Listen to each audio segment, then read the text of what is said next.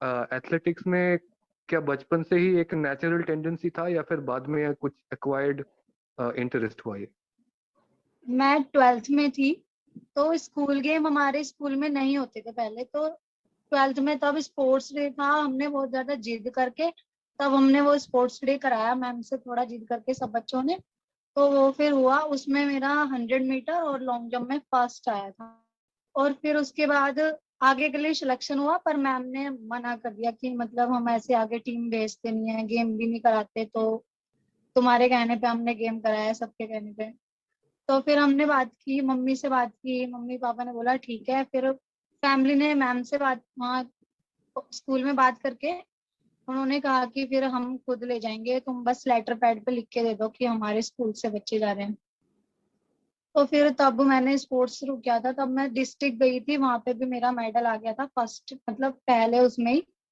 और फिर उसके बाद मंडल होता है, उस पे फिर स्टेट पे भी हो गया था मेरा, मंडल में सेकंड आया था और स्टेट के लिए क्वालिफाई हो गया था। लेकिन तब फैमिली ने मना कर दिया था जाने के लिए, क्योंकि फिर वहां पे ज्यादा खर्चा हो रहा था, तो अपने खर्चे से जाना था सब कुछ। तो तब मना कर दिया था। फिर उसके बाद मेरे 12th के एग्जाम थे, फिर उसके बाद मैं पढ़ाई करने लगी, तो गेम ऐसी कभी कभी चली जाती थी।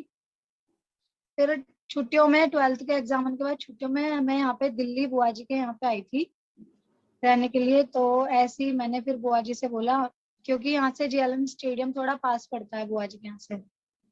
तो फिर मैंने उनसे कहा कि मुझे स्टेडियम ज्वाइन करा दो। तो थोड़ा कहने के बाद उन्होंने फिर मुझे ज्वाइन करा दिया था। फिर मैं नेहरू स्टेडियम जाने लगी। स्टेडियम के बाद फिर स्पोर्ट्स कोटा के वो निकल रहे थे, डीयू के फॉर्म, तो मैंने वो फिल किए। तो मेरा सेकंड कट ऑफ में हो गया था एडमिशन स्पोर्ट्स के, उससे 100 मीटर के, 100 मीटर से। और तब तब से मतलब फिर फर्स्ट ईयर ऐसे रेगुलर नहीं, सेकंड ईयर से मैं रेगुलर वो कर रही हूँ स्पोर्ट्स।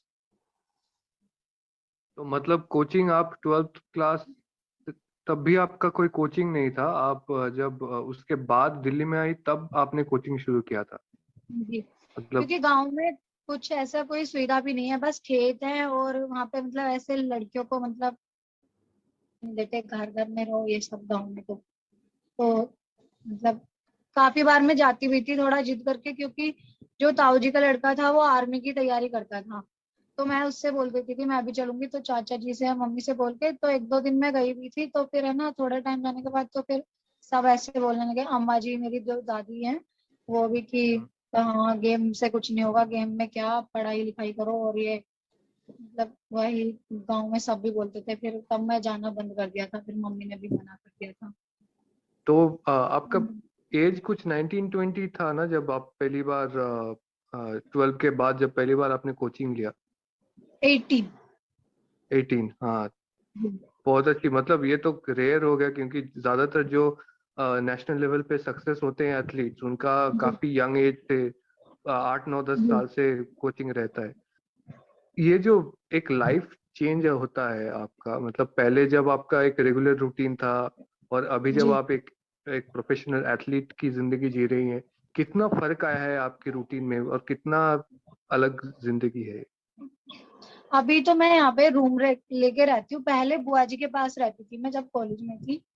तो तब मेरा सुबह में उठती थी, तो बुआ के यहाँ रहती थी, तो फिर ऐसे मतलब काम मुझे करना पड़ता था घर का। तो सुबह को उठ के मैं झाड़ू पोछा लगा के स्टेडियम जाती थी, स्टेडियम से ही फिर मैं कॉलेज जाती थी। और क्लासेस लेने के बाद फिर शाम में मतलब घर आके तुरंत ही चेंज करके तुरंत ही शाम में स्टेडियम।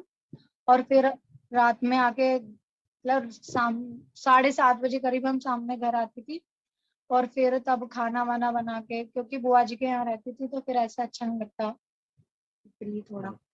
तो पूरा ऐसे ही तो पूरा दिन ऐसे ही बिजी बिजी रहता था। फिर पढ़ाई थोड़ा रात में ही करती थी मैं, जो भी कॉलेज का वर्क रहता था। सुबह कितने बजे से मतलब आपका रूटीन चालू हो जाता था? सुबह मैं 5 बजे उठती हूँ, 5 o'clock। अभी भी? हाँ अच्छा, तो आपका दिन में 2 बार प्रैक्टिस होता है फिर? जी, सुबह हम 6 बजे पहुंच जाते हैं स्टेडियम, 6:30 से स्टार्ट हो जाता है और 6:30 से 11 बजे तक कंटिन्यू रहता है, और फिर 5 से 7 तक इवनिंग में। अच्छा जी। तो आपने अभी बताया कि जब आप छोटी थी तब ज्यादा स्पोर्ट्स में इनकरेजमेंट नहीं मिलता था फैमिली से या जी। फिर गांव वालों से। अभी फैमिली का अप्रोच थोड़ा चेंज हुआ है क्या? क्योंकि अभी लॉकडाउन हो गया था तब तो मैं गाँव चली गई थी, फिर छोड़ ही दिया था। 1 साल करीब 8-9 महीने तो छोड़ दिया था बिल्कुल। मना ही कर दिया था मम्मी ने कि बिल्कुल फैमिली में कोई ऐसा इनकम का कोई ऐसा सोर्स नहीं है, तो नहीं हो पा रहा था। और स्पोर्ट्स में डाइट वगैरह का भी सब। फिर ऐसे ही मतलब मेरा इंस्टा पे मैंने स्टार्ट किया था, मैं मामा जी के यहाँ गई थी। तो वहां पे जाके मैंने उनसे बोला, भाई भी वहां पे वो करता था ट्रेनिंग, तो डेली जाते थे वो लोग सुबह में 4 बजे। तो मैं चली गई थी उनके साथ 1-2 बार, कह के कि भाई जाएगा तो उठा के मुझे भी ले चलियो। तो नानी जी जो थी वो मना करती थी कि लड़कियां नहीं जाती ये। मैं कहा ठीक है फिर, मतलब जो भाई था मैं बोलता कि ठीक है तू चलियो मेरे साथ, चुपचाप उठा के मेरे को ले जाता था। तो ऐसे मैं 3-4 दिन जाने लगी तो मैं जल्दी आ जाती थी, तो नानी जी तब तक सोए रहते थे तो पता नहीं चलता था उन्हें। तो एक दिन मैं आ रही थी तो मेरे जो नाना जी हैं वो मिल गए थे मुझे। तो मुझे डर लग गया था, मतलब क्या कहेंगे, तब तो उन्होंने कुछ नहीं कहा। फिर घर आके बोलते नानी से, तो नानी फिर कहती, मम्मी से उन्होंने शिकायत लगाई, फिर मम्मी बोलती है वहां जाके तो मान जा थोड़ा। वहां पे मैं दौड़ने जाती थी नानी के वहाँ, छुट्टियों में गए थे तो वहां पे भी सब लोग बोलते थे कि तुम्हारी लड़की की वो तो वहां जाती है रनिंग करती है, तो शॉर्ट्स में करते हैं रनिंग हम। तो उन्हें थोड़ा उस वजह से भी दिक्कत होती थी। तो फिर ऐसे ही फिर मैंने तभी इंस्टा स्टार्ट किया था, इंस्टा पे वीडियो वगैरह डाल देती थी जो भी वर्कआउट करती थी। फिर ऐसे ही मतलब गांव में ही थी मैं तब। मेरी ऐसी कोलाब्रेशन के लिए मैंने दीपिका मैम को मैसेज किया था। तो उन्होंने फिर अपना इसका एंजन एंजन एथलीट का ये बताया। तो तब से मैम पूरा सपोर्ट करती हैं, क्योंकि फैमिली ने भी गेम के लिए मना ही कर दिया था। तो अभी सारा खर्चा ये एंजन एथलीट सारा मेरा यही करते हैं, डाइट से तो लेके सब जो भी फैसिलिटी। जी। तो इनके साथ आपका पार्टनरशिप कब चालू हुआ? जनवरी में सब। और पूरा स्पॉन्सरशिप आता है, मतलब जो डाइट और फीस और हाँ, ट्रैवलिंग? जो भी, हाँ जी, मुझे जो भी चाहिए होता है। मेरा कोच का अलग, पहले तो मैं मतलब खुद ही करती थी, कोच भी कोई नहीं थे। तो अभी तो कोच के पास करती हूँ। और कपड़े और जो भी स्पोर्ट्स में शूज वगैरह और डाइट प्रॉपर सारा मैं ये एंजन की तरफ से होता है मेरा।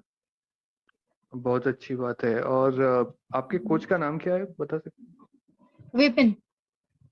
अच्छा जी। विपिन कुमार। तो JLM में। जी। अच्छा जी, तो फिर अभी तो मतलब अ, अभी क्या फैमिली वाले क्या बोलते हैं कि आपको एक स्पॉन्सरशिप भी मिल गई है, आप रेगुलरली ट्रेन कर रही हैं, प्रैक्टिस कर रही हैं, तो जी उनका अभी अभी थोड़ा सा इंकरेजमेंट मिलता है क्या घर से? सर, क्योंकि हाँ जी, क्योंकि अभी पहले तो वो मुझे सपोर्ट नहीं करते थे, क्योंकि इतना मतलब कराना चाहते थे वो स्पोर्ट्स, बट नहीं हो पा रहा था, इस वजह से मना कर दिया था। तो अभी तो मम्मी बोलती है अभी तू इस लाइन में है तो पूरा प्रॉपर अपना अच्छे से कर, तेरे को सपोर्ट भी अच्छा मिल रहा है, तो अब कर जो तुझे करना है, अच्छे से गेम कर, अच्छे से मेडल ला, और ये सब। अच्छा जी, तो फिर क्या कोई गेम प्लान है या फिर एज थिंग्स कम आप अप्रोच कर रही हैं, मतलब कोई नो टारगेट है सर। कि अगले दो मेरा साल में यहाँ तक जाना है? जी मेरा मेन जो टारगेट है वो ओलंपिक है। और अभी जो एशियन आ रहा है सितंबर में, अभी वो है मेन ओलंपिक है, ओलंपिक के लिए करना ये आपका सीजन का जो ट्रेनिंग होता है वो कैसे होता है, क्योंकि एक पीक होता है ना फिटनेस का? है। हमारा जो होता है ये ऑफ सीजन चलता है। पहले ऑफ सीजन में जितना भी हम बॉडी में लोड दे सकते हैं, मतलब उतना सब कुछ देते हैं, जितना भी वर्कआउट ज्यादा से ज्यादा वर्कआउट करते हैं हम ऑफ सीजन में। और ऑफ सीजन में हम कोई भी कंपटीशन ऐसे कर नहीं सकते, क्योंकि उसमें जैसे मैं जंप करती हूँ तो उसमें वो जंप वगैरह भी नहीं लगती, क्योंकि उस टाइम लोड रहता है बॉडी पे बहुत ज्यादा। उसके बाद ऑफ सीजन 3-4 महीने होने के बाद स्पीड वर्कआउट चलता है। स्पीड वर्कआउट 2-2.5 महीने करीब बाद फिर हमारा जंप निकलता है प्रॉपर, ऐसे सेक्शन चलता है सर हमारा। अच्छा, तो फिर जी। अगर आपका कोई इवेंट हुआ, मान लीजिए कि 2 महीने बाद इवेंट है, तो आपका कैंप जी कितने दिन पहले शुरू होता है? सर मतलब 4-5 महीने करीब का तब तक लिस्ट आ जाता है, मतलब पूरे ईयर का। तो इस हिसाब से हम प्रिपरेशन करते हैं कि कौन सा कंपटीशन खेलना है। तो 5-6 महीने पहले हमारा उसका वो शुरू हो जाता है। ऑफ सीजन लगाएंगे पहले, फिर उसके बाद स्पीड वर्कआउट, तब कंपटीशन आएंगे, स्पीड वर्कआउट चलता रहे। बहुत अच्छी बात है। तो अभी तक तो आपने काफी सारे कॉम्पिटिशन्स में आप भाग ले चुकी हैं। आपका सबसे यादगार कंपटीशन कौन सा था अब तक का? अ, अभी तो मेरा दिल्ली स्टेट था जिसमें मुझे बहुत ज्यादा प्रेशर था। दिल्ली स्टेट में क्वालिफाई था, 5.71 क्वालिफाई था नेशनल के लिए। तो उस टाइम मेरे जंप जा रहा था 5.63 जंप जा रहा था मेरा। तो बुआ ने बोला था, बुआ मतलब मना करती थी मुझे स्पोर्ट्स के लिए, तो मैं जिद करके उनसे करती रहती थी। फिर भी उन्होंने कहा था अब की बार नेशनल में नहीं हुआ तो फिर गेम छुड़वा देंगे हम तुम्हें। तो मतलब मैं अपने कोच से बोलती थी पहले कि क्या करूं मैं, मतलब ऐसे बोल रहे हैं। तो मम्मी से भी बोलती थी, मम्मी बोलती कोई बात नहीं, तू अभी कर जैसे करना है, अभी माइंड फ्रेश होके होता। तो तब कंपटीशन आया तो मुझे बहुत ज्यादा मतलब नर्वसनेस और डर भी लग रहा था क्या होगा, क्योंकि आधा दिमाग में मेरे ये चल रहा था कि गेम छूट जाएगा मेरा, क्योंकि परफॉर्मेंस उतनी जा नहीं रही थी। तो तब मेरी फोर्थ जंप मैंने लगाई। फोर्थ जंप मेरी 7.72 कुछ इस टाइप लगी थी, तब मेरी वो बेस्ट लगी थी उस टाइम की। और फिर 7.4 मीटर लग के अंडर 20 का जो रिकॉर्ड बना था वो तब बना था मेरा। तो उस टाइम मुझे मतलब बहुत ज्यादा खुशी हुई थी, मतलब उतना मैंने सोचा भी नहीं था, उतनी जंप लग गई। तो ये सर सबसे ज्यादा तो अब तक का वही वो है सर। वो तो बहुत अच्छी बात है। तो आपका जो मतलब ये आपने बोला था कि थर्ड और फोर्थ जंप में जो 5.7 से ज्यादा हुआ था, जी। तो आपका कुछ बिल्डअप ठीक लग रहा था कि जब पहला जंप लगाया दूसरा जंप लगाया तो लग रहा था कि अभी सही फॉर्म आ रहा है? हाँ, ये हमारा 6 चांस मिलता है हमें जंप के लिए। और जो मेरी जंप जो निकलती है फोर्थ और फिफ्थ, मतलब आफ्टर 3 बाद मेरी जंप निकलती है। और तभी सर मतलब ऐसे डर भी लग रहा था और नर्वसनेस भी हो रही थी। तो जंप निकलती जा रही थी, पहला जंप मेरा 6 कुछ लगा था, दूसरा 5 कुछ लगा था, तीसरा भी इसी में ही।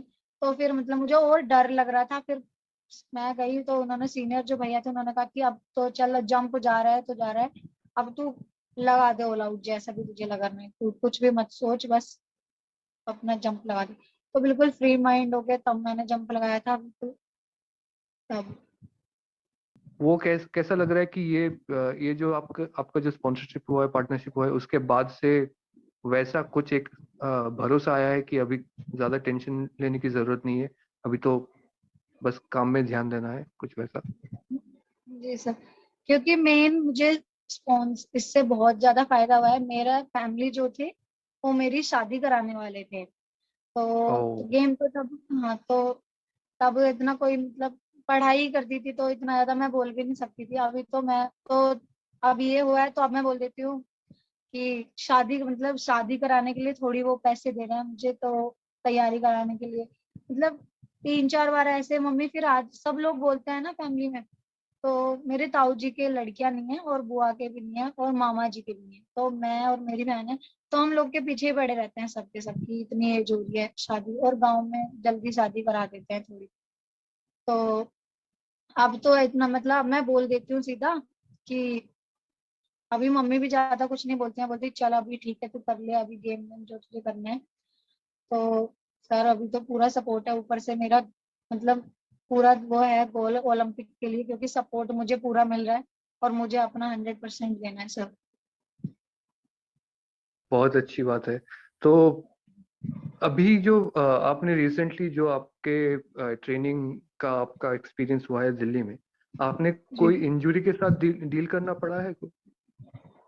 जी मेरा 1.5 साल पहले एंकल ट्विस्ट हो गया था, लिगामेंट उसमें थोड़ा वो आया था। तो 1 1.5 महीना करीब रेस्ट किया था तब वो ठीक हुआ था। वो मतलब उस टाइम पे कंपटीशन भी था मेरा, तो स्ट्रेंथ कर करके ही मैंने कंपटीशन खेला था वो। अच्छा, मतलब वो रूटीन कैसा था? आपको तो डॉक्टर ने बोला होगा कि पूरा का पूरा रेस्ट देना है, तो जी, आपने आपने क्या क्या कैसे मैनेज किया उसको? क्योंकि ये सब लोग यहाँ पे जो मतलब यहाँ पे सब वो कराते थेरेपी वगैरह कराते, तो इतना ज्यादा मेरे को कुछ पता नहीं था। और ऊपर से फैमिली मतलब बहुत पैसे लगते हैं इन सब में। तो मैं गई थी एक बार तो उन्होंने 1000 कुछ रुपए बताए थे एक उसके लिए थेरेपी के लिए। तो फिर मैं मम्मी से बताया, मम्मी कहती कि थोड़े दिन रेस्ट ही कर लो। तो इस वजह से मुझे थोड़ा ज्यादा टाइम लग गया, क्योंकि मुझे सिर्फ घर में रह के मैंने रेस्ट कर करके घर के वो कर करके अपना वो किया था ठीक पैर। तो यही सर, क्योंकि पहले तो इतना ज्यादा वो भी नहीं था, तो इंजरी वगैरह तो। और जंप में तो एंकल का ही ज्यादा वो रहता है, थोड़ा सा भी लैंडिंग थोड़ा भी वो टेक ऑफ हो तो सीधा एंकल जाता है। जो इंफ्रास्ट्रक्चर मिल रहा है, क्योंकि कई बार हम देखते हैं लोकल लेवल में जो प्रैक्टिस करते हैं वो उसका ग्राउंड का मिट्टी ठीक नहीं होता है, वो जो जंप लगाते हैं वो सैंड भी उतना अच्छा नहीं होता है, कुछ वैसा प्रॉब्लम होता है अभी। बिल्कुल। हाँ जी, यहाँ पे मतलब हम लोग वर्कआउट तो करते हैं लेकिन सारी चीजें नहीं है यहाँ पे सुविधा वगैरह। तो जिम होता है हमारा, वेट ट्रेनिंग होता है वीक में 2 डेज। तो यहाँ पे सिर्फ वेट वेट है और कोई एक्सरसाइजेस की मतलब ऐसे कोई मशीन नहीं है, तो हम सिर्फ वेट वाली एक्सरसाइजेस करते हैं। और जो मतलब बॉक्स जंपरों को ज्यादातर बॉक्स वगैरह पावर वर्कआउट ज्यादा चाहिए होता, तो यहाँ पे बॉक्स वगैरह भी नहीं है। तो अभी मैं, हाँ, बैंगलोर जाऊंगी तो मैम ने एंजन इसकी तरफ से मेरा बैंगलोर कराया मैम ने। तो मेरे एग्जाम हो जाएंगे तो तब मैं वहां जाऊंगी, मुझे पूरे मतलब सारी फैसिलिटीज मिलेंगी यहाँ पे, कोच भी और सब।